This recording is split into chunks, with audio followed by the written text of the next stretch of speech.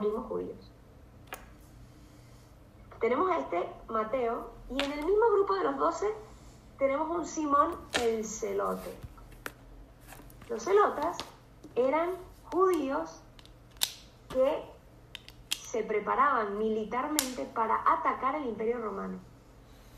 Entonces teníamos dentro del mismo grupo humano a alguien que ayudaba a los romanos para fastidiar a los judíos, Mateo, y tenemos un Simón que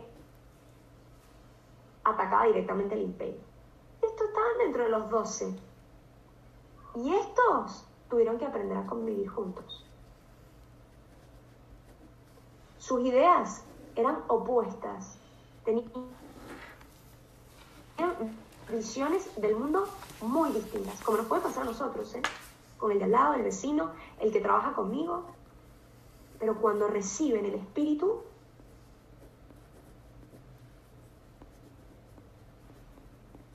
aprenden a no dar primacía a su punto de vista.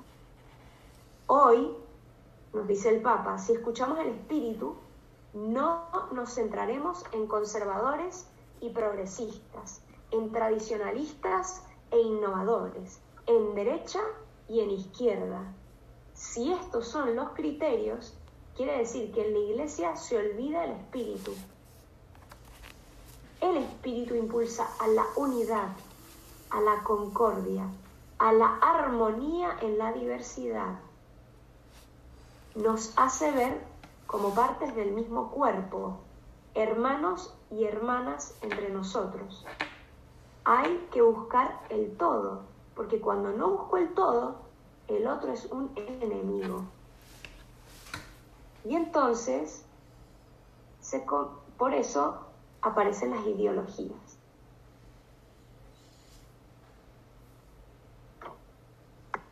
Esto lo podemos entender mucho con la imagen que nos da San Pablo del cuerpo. Si yo veo mi cuerpo tiene un brazo, y gracias a que yo tengo un brazo y una mano, mi ojo, que no es mano, puede agarrar.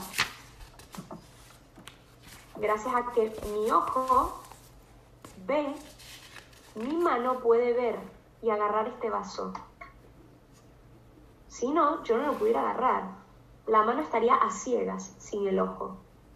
Pero dado que la mano y el ojo pertenecen al mismo cuerpo, el ojo ve por la mano y la mano agarra por el ojo.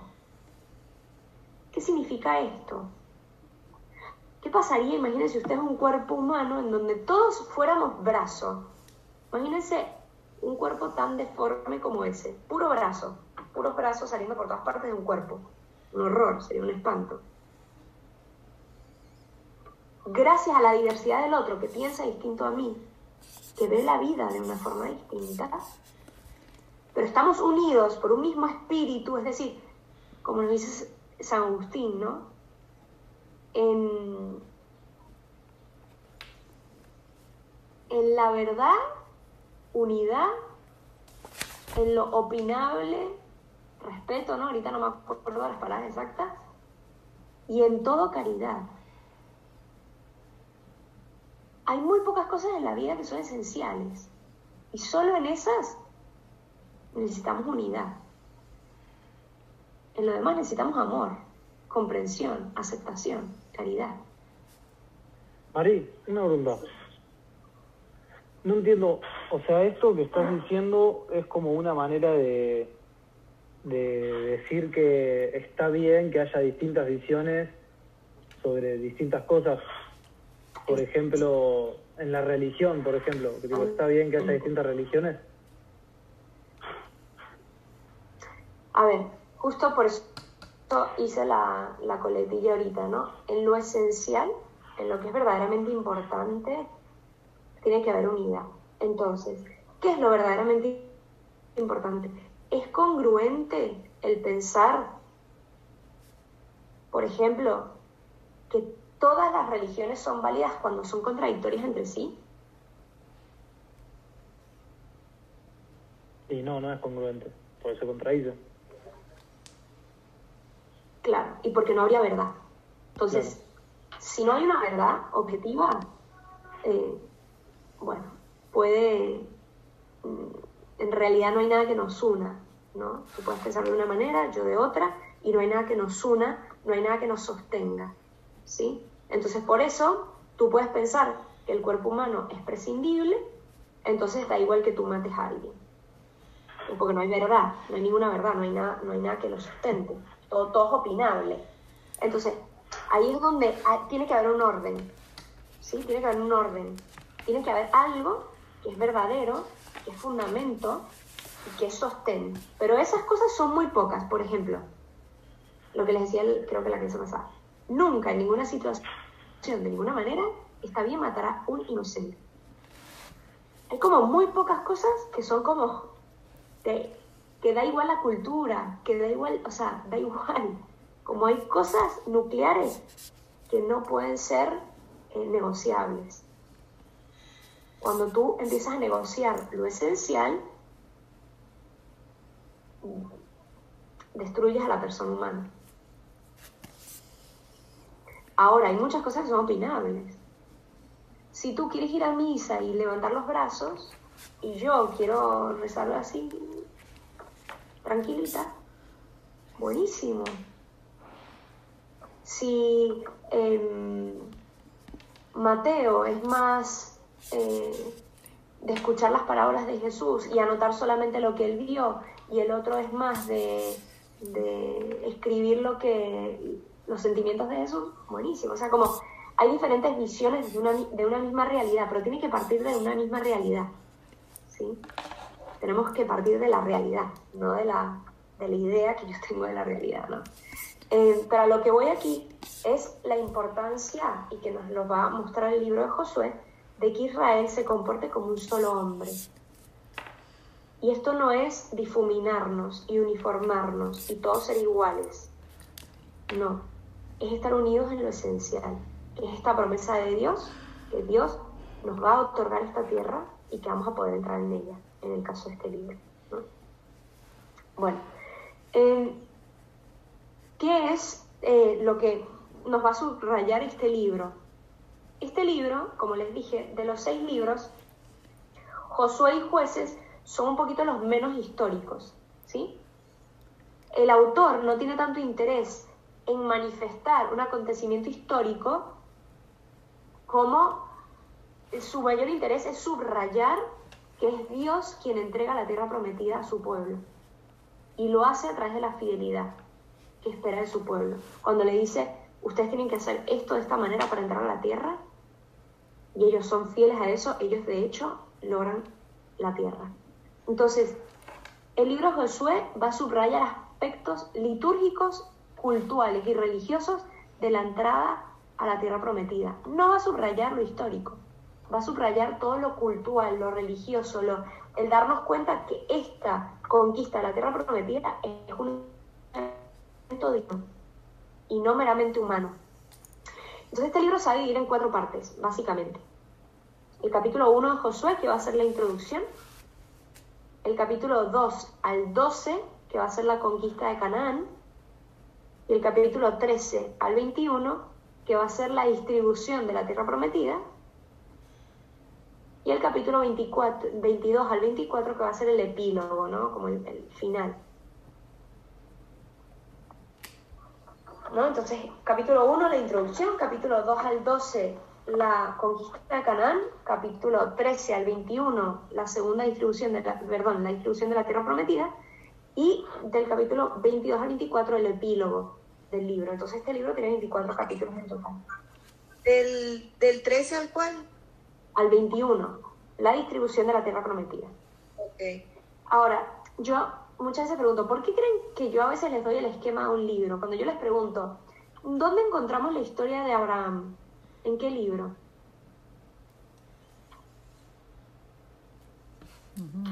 Lo tendríamos que tener así, ¿no? Rápido. Yo no tengo que... Génesis. Génesis, gracias. Muy bien, Génesis. El otro día en una clase preguntó, ¿dónde está Abraham? Y me dicen Mateo, casi me da un infarto, ¿no?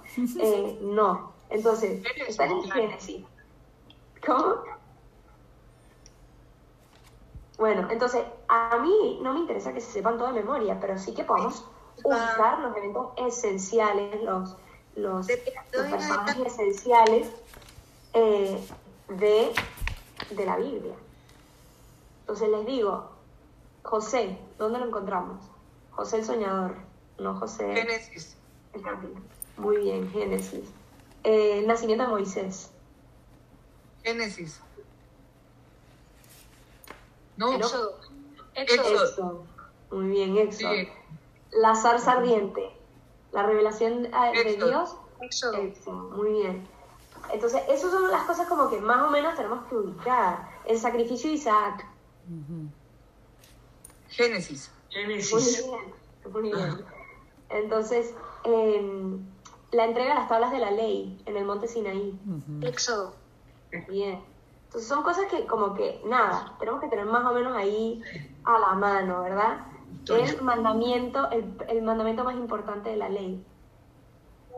Escucha, Israel, amarás al Señor tu Dios. ¿Dónde está? ¿El qué, perdón?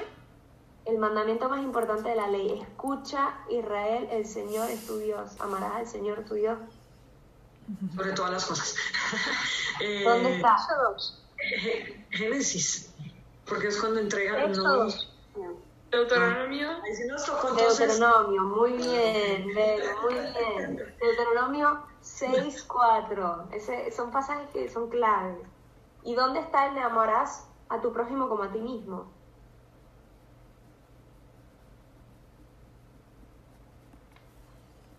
Es un poquito más difícil. En uno de los evangelios. Sí, En todos, en uno de los evangelios. Muy Espérate. bien, está en el Evangelio, pero porque hace referencia al Antiguo Testamento. Ajá. Está en el Antiguo Testamento. Está en el libro de Levítico, ¿sí? Ok. Capítulo 18. No me espero que se lo sepan así, pero más o menos, tipo, no puede ser que se te presente un protestante y te diga más o menos por dónde está la cosa y tú, Abraham es un personaje de la Biblia, ni idea. Digo, no, sí, o sea, tenemos que saber más o menos, ¿no? Hay que manejarlo, ¿verdad? Bueno.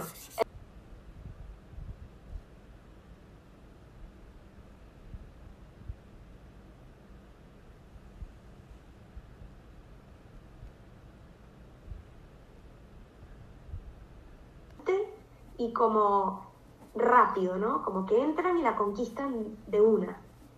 Pero por otros momentos va a presentarla como algo lento y continuo. Y esto es muy interesante a nivel espiritual, ¿eh? Porque todos hemos tenido, creo yo que todos los que están acá, hemos tenido una experiencia de Dios de conversión, ¿no? O sea, no en el sentido, quizás nací de pequeñito y lo he tenido en mi vida, pero en donde supuestamente mi vida ya está conquistada por Dios, ¿verdad? Ya yo soy todo de Dios, mi vida ya está conquistada. Pero en la medida que vamos avanzando nos damos cuenta que no, que hay espacios en nuestra vida que siguen sin ser conquistados por Dios. Y seguimos estando un poquito atados a nuestras cositas, ¿no? Yo voy a hacer aquí la representación que hace una amiga consagrada que me gusta mucho porque es muy visual, ¿no? Que su vida es como una hoja, ¿no? Nuestra vida es como una hoja. Y entonces Dios vino un día y le dijo, mira, dedícame un poquito más de tiempo. Entonces, bueno, ella dijo, muy bien, claro que sí, Señor. Yo voy a empezar a rezar un poquito más. Cada día yo rezo un poquito más. Te doy un trocito de mi vida. Bueno, no, pasa el tiempo, ¿no? Pero dame un poquito más de tu vida. Bueno, sí, voy a empezar a rezar el rosario. ¿Sí? No, bueno, pero no, pasa el tiempo, un poquito más. Bueno, voy a empezar a hacer apostolado. ¿Sí? Voy a empezar a dar catequesis, a hacer apostolado, a una clase de Biblia, también me voy a meter en clase de Biblia. Bueno, no, voy a empezar a ofrecer mi trabajo. Voy a empezar a entregar mi trabajo y ofrecer todo lo que yo trabajo muy bien. Y sigo hasta que a ella, Dios le pidió la vida. Entonces, bueno, le dijo, bueno, claro que sí, Señor, yo te doy la vida. ¿No? Y este pedacito, no, este pedacito es mío. Este es mi tiempo libre, esto es lo único que me queda, es mi pedacito. ¿Cómo me vas a pedir mi pedacito, no? A veces nos atamos a lo más chiquitito, ¿no? ah, no, pero es que justo lo único que era mío, ¿no? O sea, como no me vayas a quitar lo último que me quedaba a mí. Y lo que no nos damos cuenta en esas conversiones es que necesitamos progresivamente dejar a Dios conquistar nuestro corazón de a poco. Lucas. Es como lo de la galletita, ¿no? ¿Cómo? Vos tenés o sea, a mí me lo habían contado una vez que era como, vos tenés una galletita que es como si fuese tu vida. Y vos, a medida que vas, no sé, avanzando, tipo, le vas eligiendo qué parte le querés dar a Dios de tu galletita. Puede ser mucho, poco, o lo que sea, pero, o sea, vos lo elegís y vos le das lo que querés. Exacto, exactamente. Y ahí nos vamos dando cuenta, Lucas, que yo le pude haber dado mucho a Dios, ¿no?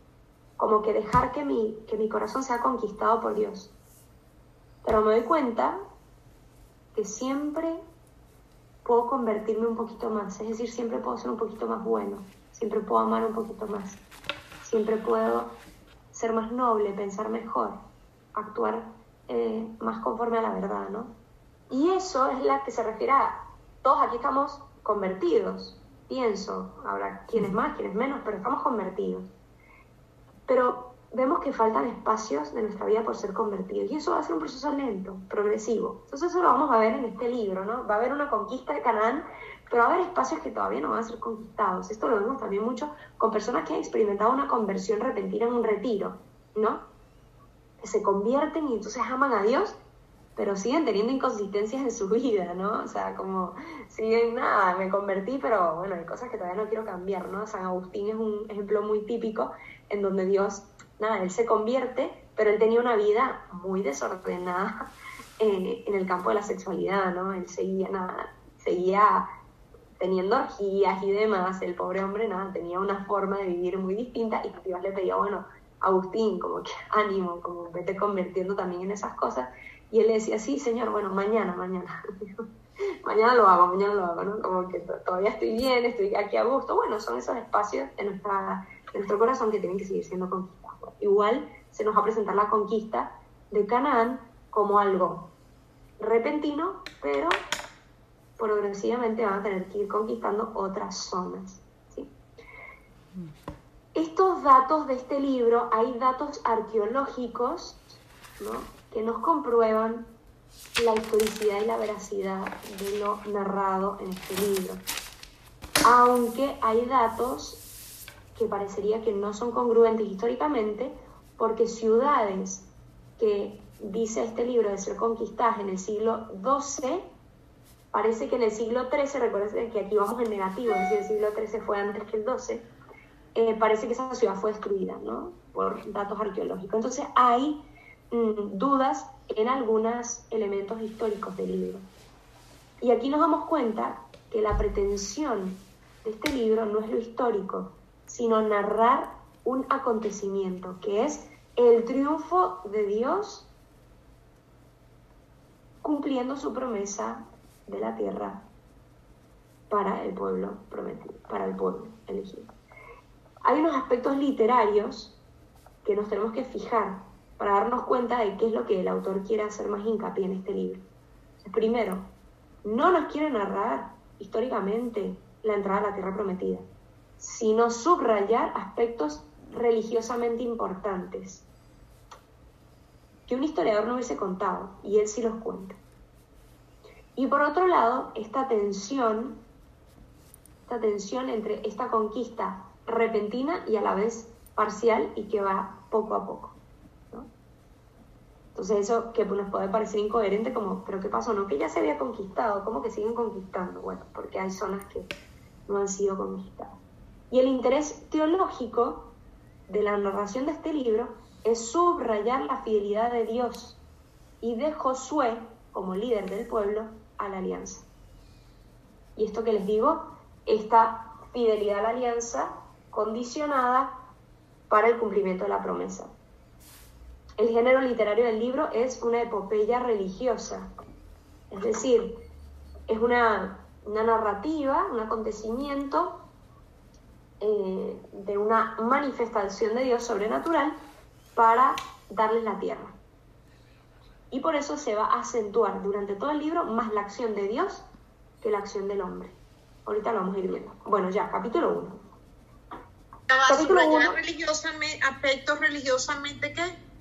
va a subrayar los aspectos religiosos de la entrada del pueblo a la entrada a la tierra, y por eso se va a registrar más la acción de Dios que la acción del hombre. Y eso lo vamos a ir viendo. Bueno, Gracias. el capítulo 1. Bueno, una vez que muere Moisés muere y demás, Dios se le manifiesta a Josué, que es sucesor de Moisés, y le dice que tiene que pasar el Jordán hacia la tierra que Dios da a los israelitas. ¿Qué ocurre en el Jordán? ¿Alguien sabe en el Nuevo Testamento qué ocurre en el Jordán? El bautismo de Jesús. Muy bien, el bautismo de Jesús. Jesús es bautizado en el río Jordán. Entonces, este río es un punto limítrofe para entrar a la tierra prometida, ¿no? Es justo un punto limítrofe, es lo que sería la General Paz para entrar a Buenos Aires Cava, ¿no? Entonces, es un punto limítrofe para entrar a la tierra prometida. Entonces le dice, mira, tú vas a tener que pasar el río, y después de pasar el río, ya vas a empezar a entrar a la tierra prometida. Pero pide la condición de la fidelidad a la alianza para que tengan éxito en la empresa. ¿Sí? Sabemos que la teología va a ir evolucionando y sabemos que Dios no condiciona su fidelidad a nuestra fidelidad, ¿sí? Sino que nuestro actuar va a tener consecuencias, ¿sí? Bueno, vamos a ver aquí, a leer el texto, un par de cosas. Capítulo 1, versículo 5, hacia el final. Dios le está hablando a Josué y le dice, como estuve con Moisés, estaré contigo. No te dejaré ni te abandonaré.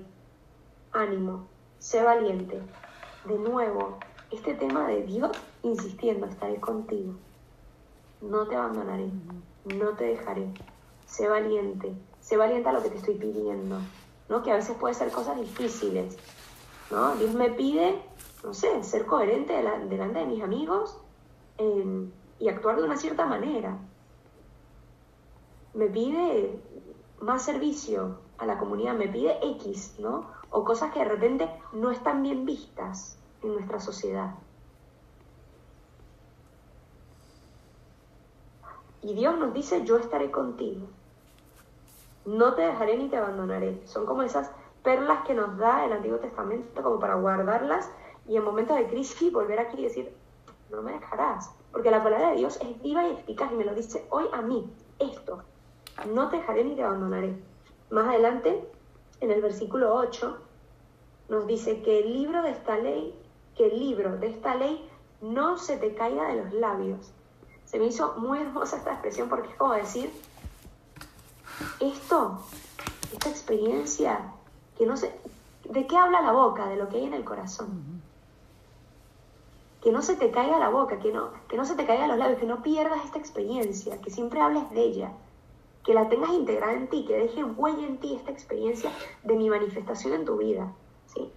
Versículo 9, lo que yo te mando es que tengas valor y seas valiente. Ojo con esta mirada del cristianismo, como los pusilánimes, los que se comportan bien y no hacen nada un poquito más valiente. No, los cristianos son valientes, son personas que se plantan cuando se tienen que plantar. Ojo con esta mirada de Jesús como un Jesús algodón de azúcar, ¿no? Que se dejó matar nomás. Y de los mártires como los tontos que se dejan matar. Ojo, estamos llamados a ser valientes, a nadar contra corriente, a plantarnos, pero con mucho amor y caridad, ¿sí? Siempre.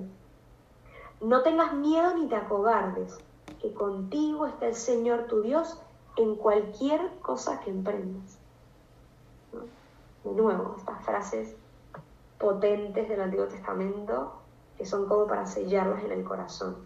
Lo que yo te mando es que tengas valor y seas valiente. No tengas miedo ni te acobardes, que contigo está el Señor tu Dios en cualquier cosa que emprendas. ¿Sí?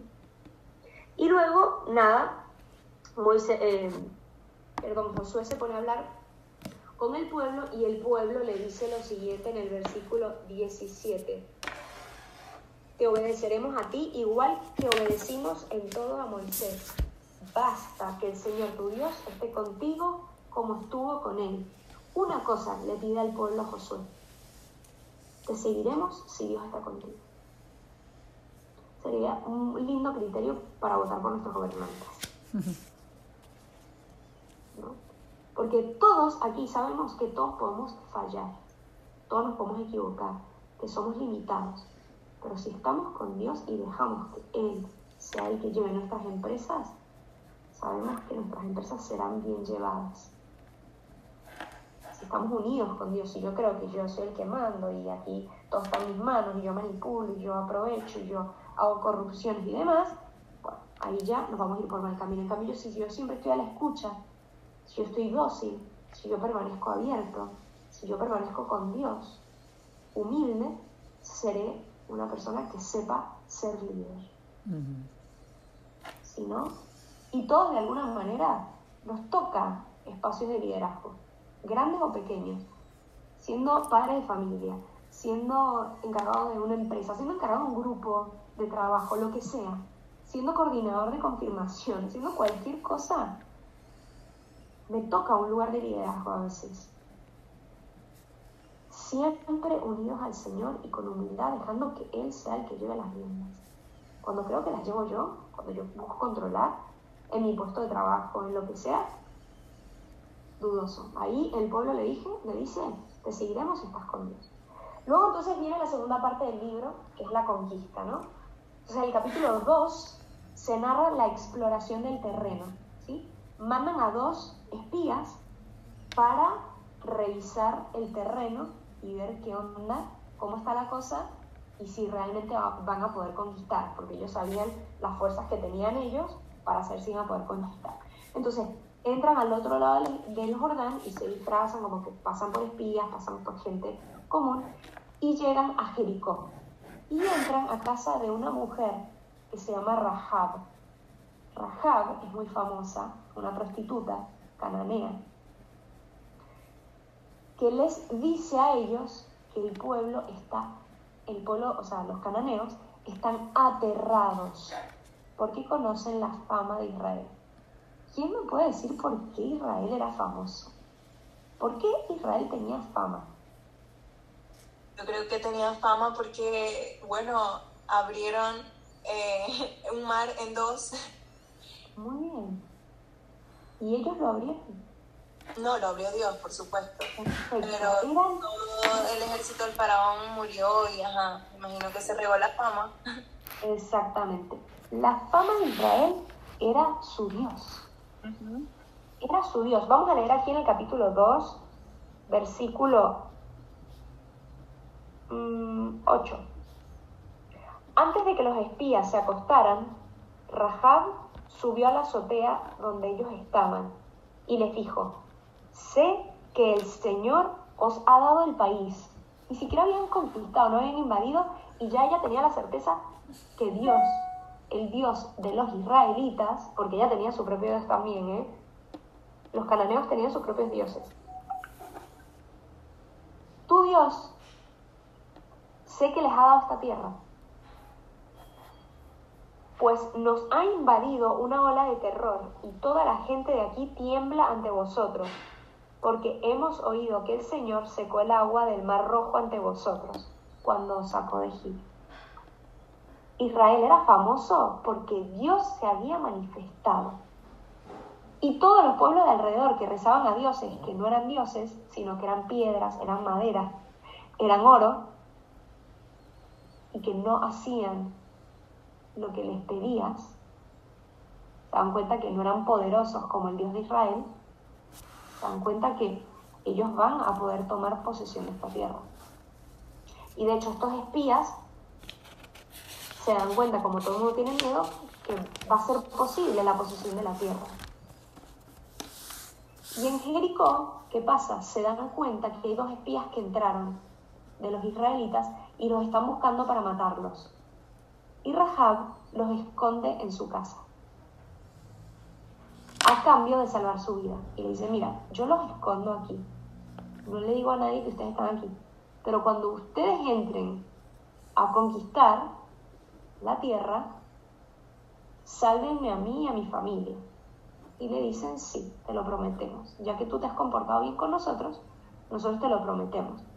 Vamos a respetar tu vida y la de toda tu casa. Y para saber cuál era la casa de Rahab, le piden que ponga una cinta roja en la ventana de su casa que da hacia la muralla de Jericó. Y así, Rahab los esconde en su casa y luego ellos vuelven y les dicen que no tema, que no va a haber problema porque no le van a hacer daño cuando vuelvan. Y le dicen al pueblo que van a poder conquistar porque todo el mundo está aterrado. Vámonos un momento a Mateo 1:5. Y alguien que me lo lea. Mateo 1:5.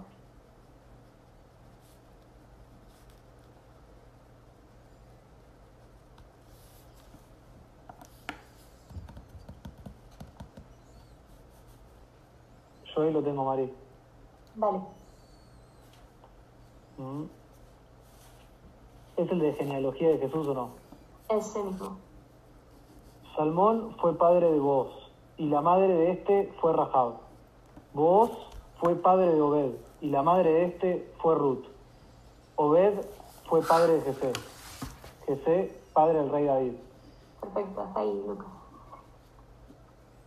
Lucas ya nos dijo el título de ese pasaje, que es la genealogía de Jesús. Es decir, que entre los ancestros de Jesús, ¿quién estaba? Rahab. La prostituta cananea. ¿Qué significa eso? Que igual Jesús aceptaba, igual, o sea, todo el mundo igual, Dios igual, somos iguales. ¿Puedo decirlo, cierto? Así, todos somos iguales. ¿Sí? Y algo más nos dice Jesús con esto. No tenía una genealogía, los ancestros no eran perfectos, no eran tipo gente de cargo alto y últimamente puro, tenía gente normal y una prostituta tenía una genealogía. Era gente como nosotros y con errores. Ajá. Exactamente. Jesús se encarna realmente en la carne humana, con todo lo que esta carne es, con todo.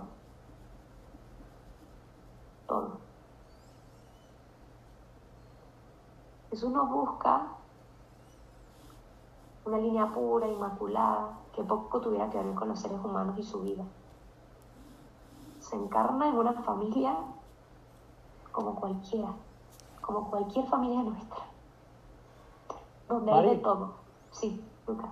Yo una vez, no me acuerdo dónde, pero no sé si había leído o alguien me había dicho que Jesús, como que tipo algo que se le tenía que tener en cuenta, que nunca se le daba como, no sé si crédito, pero nunca se le reconocía, era que no solo como que era Dios y todo, sino como que siendo hombre era como el más hombre de todos, tipo que nace en una familia muy simple, tipo, o sea, hijo de un carpintero, creo que era el papá, no sé qué era, y él de chico no tenía muchos bienes, no era una familia reconocida, nada, y de grande también lo mismo, y nunca tuvo méritos así materiales grandes.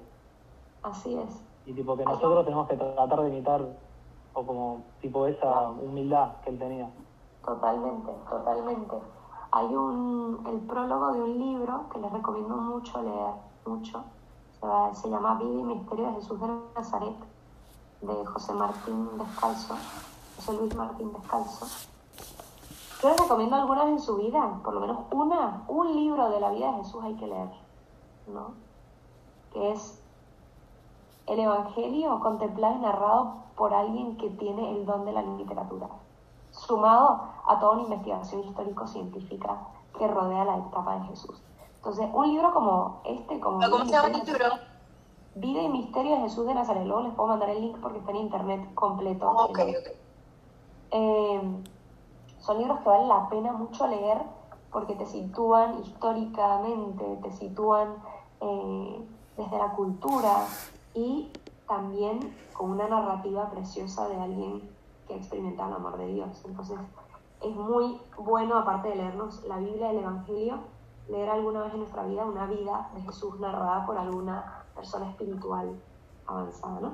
Bueno, este prólogo de este libro nos narra precisamente eso, cómo Jesús siendo un hombre cualquiera que llamó a 12 pescadores, nadie hubiese dado un céntimo que un hombre como él muerto en la cruz hubiese generado el movimiento humano más grande de la historia. Nadie, un hombre que murió fracasado en la cruz, con 12 pescadores que huyeron y lo dejaron solo. Luego les mando el texto del prólogo al menos. Mari, Entonces, y sí, estoy viendo que mi Biblia dice acá, en eso que leyó Lucas, dice, es interesante ver que entre los antepasados de Jesús hay gente de todo rango social, patriarcas como Abraham, reyes como David y campesinos como Bus, santos como Josías y pecadores como Manasés, Tamar y su suegro Judá. También incluye personas no judías como Ruth y Betsabé. exactamente, tal cual. Y ahí empezamos a ver, mira, cuando leemos en Navidad o cerca de Navidad, por ahí por Adviento, toda la genealogía de Jesús, que es un embole, un domingo, escuchar toda la genealogía y no entendemos nada, entendemos por qué nos leen la genealogía. Para recordarnos que Jesús se encarna en nuestra familia, en nuestra realidad, ¿no? Y siguiendo con lo que decía Lucas, efectivamente, Jesús, siendo Dios, es el hombre perfecto, porque ¿quién va a ser el hombre verdadero sino el que lo creó para lo que, el que se encarna, siendo que él lo hizo, o sea, Dios nos hizo y solo él sabe cómo estamos llamados a vivir en plenitud. Entonces Dios revela, Jesucristo revela al hombre, al propio hombre. Nos revela cómo deberíamos ser, qué deberíamos sentir, cómo deberíamos amar, cómo deberíamos compartirnos con los demás. Por eso es tan importante la contemplación de Jesucristo, porque nosotros estamos llamados a cristificarnos. Ese es nuestro camino de santidad, ser otros Cristos, desde lo que soy yo, no dejando de ser yo. Pero yo estoy llamada a sacarle brillo a un aspecto de Cristo, ¿no? Bueno, seguimos, capítulo 3 y 4. Todo el pueblo, antes de cruzar el Jordán, se van a purificar. Van a hacer un ritual de purificación, así como cuando nosotros en la misa arrancamos con el yo confieso. El yo confieso es un acto de purificación, porque yo pido perdón a Dios y de hecho, en ese momento, me son perdonados los pecados. El sacerdote, después de que nosotros todos como asamblea decimos, yo confieso ante Dios Todopoderoso, el sacerdote dice, Dios Todopoderoso tenga misericordia de nosotros, perdona nuestros pecados y nos lleva a la vida eterna. Hace una absolución de nuestros pecados veniales. Es decir, hace una purificación. ¿Por qué?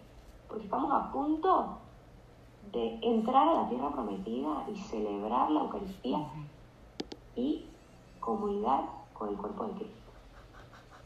Aquí, cuando se nos narra que antes de cruzar el Jordán ellos hacen una purificación, te están dando el elemento que ellos están viviendo esto como un ritual y no simplemente como una conquista bélica y militar. Lo están viviendo como un momento sagrado en donde Dios cumple con su promesa. Aquí, igual que en el Mar Rojo, las aguas del Jordán se van a parar y se van a abrir. Para los que no sabían esto. Los sacerdotes van a ir cargando el Arca de la Alianza. El Arca de la Alianza donde estaba la presencia de Dios. Recuérdense que no hay templo. Lo que hay es la tienda del encuentro que se armaba y se desarmaba cada vez que andaban por el desierto. Entonces, en el Arca de la Alianza estaba la presencia de Dios y ellos cuando cruzan y ponen sus pies en el Jordán, los sacerdotes que están cargando el Arca de la Alianza, ahí se detiene el agua.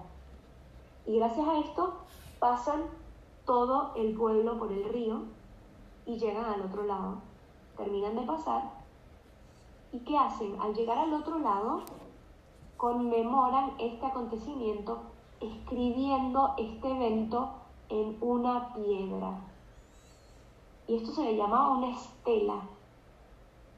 ¿Y quiere decir esto? En su vida espiritual, cuando ustedes tengan una experiencia importante de Dios, escríbanla, anótenla. El día de mañana, cuando estemos pasando por un momento de crisis, de oscuridad, regresar a eso. Decir, Señor, yo he experimentado que tú has actuado en mi vida.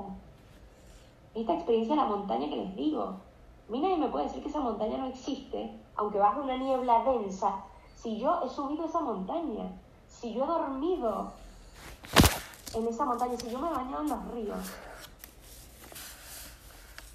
si yo he experimentado el amor de Dios después de una misión, después de una conversación con alguien, después de una adoración, después de una misa, después de un sacramento, cualquier cosa, y yo he experimentado el amor de Dios, hay que dejar como un símbolo externo de eso. Lo mejor es escribirlo. Y por eso nosotros tenemos diarios espirituales que nosotros le decimos lúmina, porque ahí anotamos las luces que Dios nos da. Para que el día de mañana, cuando estemos en la oscuridad, regresemos ahí y decir, yo no puedo dudar de la presencia de Dios, de la existencia de Él, porque Dios ha actuado en mi vida. Dios se ha manifestado en mi vida. ¿No? Es como este leproso que regresa a agradecer. Es no considerar las cosas como coincidencias. Darme cuenta que es la obra de Dios que ha hecho eso, ¿no? Entonces, esto es lo que hacen los israelitas, ¿no? ¿Para qué? Para que esas piedras les recordaran para siempre esto que Dios había hecho para que ellos entraran a la tierra prometida. Que no se olvidaran. Y ojo, porque somos muy olvidadizos y tendemos a recordarnos de lo malo. Somos expertos en recordarnos de lo malo. Pero tenemos que aprender a ser expertos a recordarnos de lo bueno. El recordar lo bueno es sanación. Es lugar de sanación. Aprender a custodiar lo bueno. Por eso, de chiquitos se nos dice en la noche, da gracias. Da gracias. Levántate, da gracias. Da gracias. El corazón agradecido es el que logra fijar su atención, no porque no vea lo malo, pero donde fija su atención en lo bueno. Se concentra en lo bueno y es un corazón agradecido. Por lo tanto, es un corazón sano, es un corazón feliz. Poner nuestra atención en lo bueno. La memoria agradecida. Por eso vamos a misa los domingos. Porque tenemos que dar gracias. Porque decimos, ¡qué grande eres, Señor! ¡Qué grande eres! Fíjate, esta semana fue increíble. Mira todo lo que me diste. Mira todo lo que... Te doy gracias.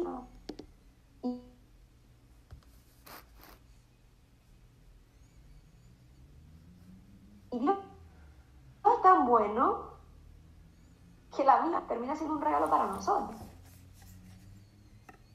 En donde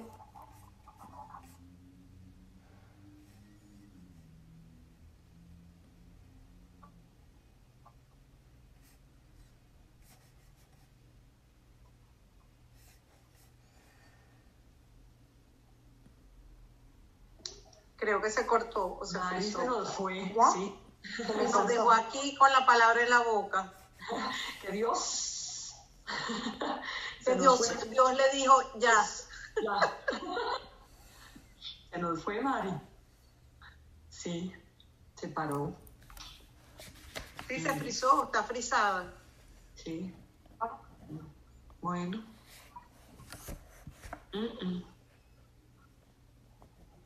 Se fue. Pero ahí volvió, creo. ¿Se volvió? ¿Será? ¿Me escuchan? Que me metí por el celular. Se me Ahora cerró sí. en la computadora. Sí. Dale, Mari. Escuchan, bueno, perfecto. Entonces, Eucaristía viene de Eucaristó, en griego. Eucaristó es gracias. La misa es detenernos un momento.